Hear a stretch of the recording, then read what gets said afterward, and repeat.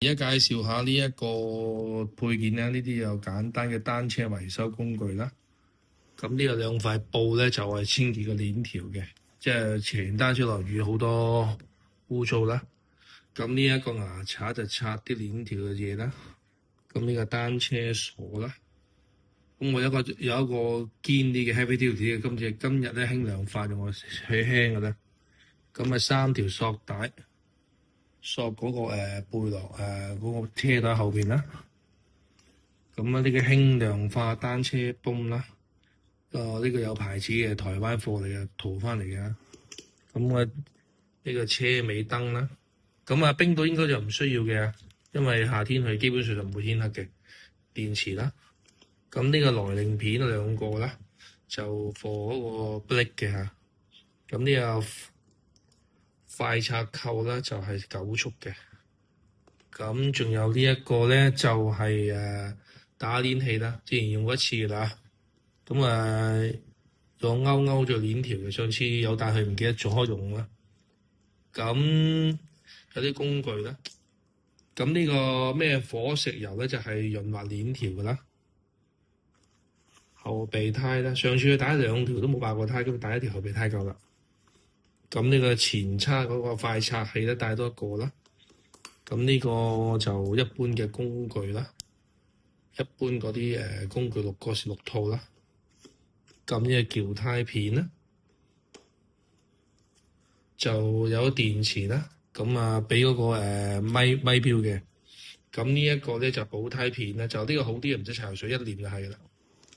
咁呢有啲少少嘅藥水膠布啦、噴劑啦、醫生膠布、藥水膠布同埋棉花啦。咁呢個就裝埋晒呢個袋仔度啦。左邊呢個全部裝晒落去。咁而家要輕量化㗎，就咁啦嚇。跟住去冰島帶嘅衣服啦嚇，咁輕量化為主啦嚇。咁首先咧就一個單車手套啦，一個保暖手套啦。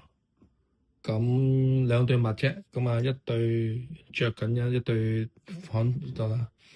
最薄嘅毛巾啦，一條泳褲，有需要着溫泉。3件底衫啦，當3條 under 冇睇啦。單車褲1條就算啦。單車衫2件。咁袖褲咧就1條就平時行街用嘅褲啦。1條睡褲，咁着足，咁都係㗎啦。咁1條Gore-Tex外套啦，呢個好爛㗎啦，穿過幾次㗎啦，呢個10幾廿年嘅Gore-Tex 布嚟嘅，堅啲嘅布聲啊。咁暖嘅衫就1件Gore-Tex外套啦，Patagonia啊。呢個就舊嗰件就爛咗啦，呢件用咗2年度啦。咁1件 Fleece，呢個 Fleece 咧就係平啦，Montbell 嘅 Fleece 啦。咁呢個咧就係日本牌子印尼做嘅。咁呢件 Fleece Air 好耐嘅呢架。咁100個 micro 好暖嘅件衫啊，上過印度嗰個最高峰㗎啦，北印最高峰㗎嘛。咁3件啦，就夠㗎啦。因為我睇天氣報告呢，大約咧就係即係最低都5、6度啦，3件夠㗎啦，試過㗎啦。OK。咁呢一啲嘅露營嘅裝備嚟㗎。咁呢一個咧就型啦。咁呢個 Limo 嘅呢個，上次專登買去冰島行山嘅1.2 kilo 啦。露營用需要頭燈啦。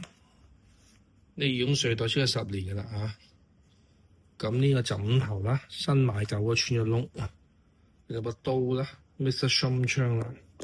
咁有個第一次露營去包喺度用到而家嘅手錶好練嘅。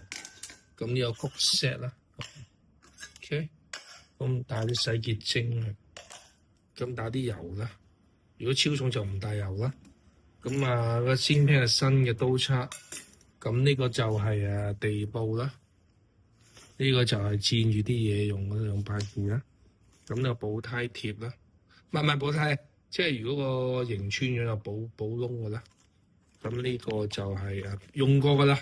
呢個就係你1 lift 嘅呢個係就水袋啦嚇。咁呢個仲有呢個 gas 爐啦。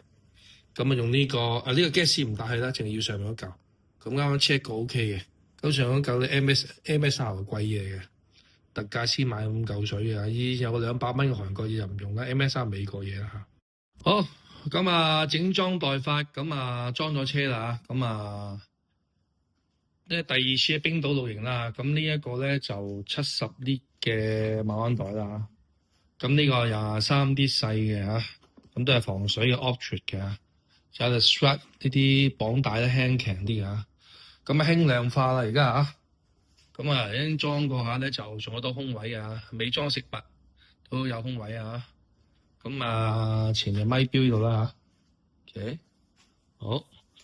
咁啊，有呢個車前面2個車袋，呢個車袋5點幾公升嘅嚇。咁啊，裝咗仲好多空位，咁啊應該綽綽有餘啦。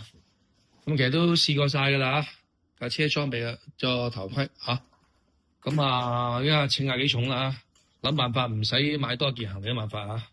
誒，咁你咁啊，咁啊第二次去冰島已經有咁多經驗，應該就冇問題啦。咁希望唔使加行李啊，偷偷摸摸攞多少少啦。好啦，咁啊就而家就裝車啦，行下出發裝咗先，睇點樣先啊。咁啊，將個單車就 pack 好，裝落呢個單車紙箱度新買嘅叫 Cubicle 啊。咁樣個折疊咗之後就咁細嘅啫，應該打開佢就有個單車紙箱啦嚇。OK，好啦，搞咗一輪就整咗個單車箱啦。而家用個單車咁放落去啦。咁呢單車箱有個尺寸嘅嚇，就咁大啦嚇。重咧就3 kilo 啦，未幾個轆，計埋4個轆就4 kilo 啦嚇。咁咁啲辦法裝入去啦嚇。大功告成啦，咁啊就裝咗部車喺度啦嚇。搞咗同佢搞成2個鐘頭啊。咁啊執嘢啊維護嗰啲嘢啦，係咯啲喺度啦嚇。2條胎拆晒2條胎出嚟，放咗氣。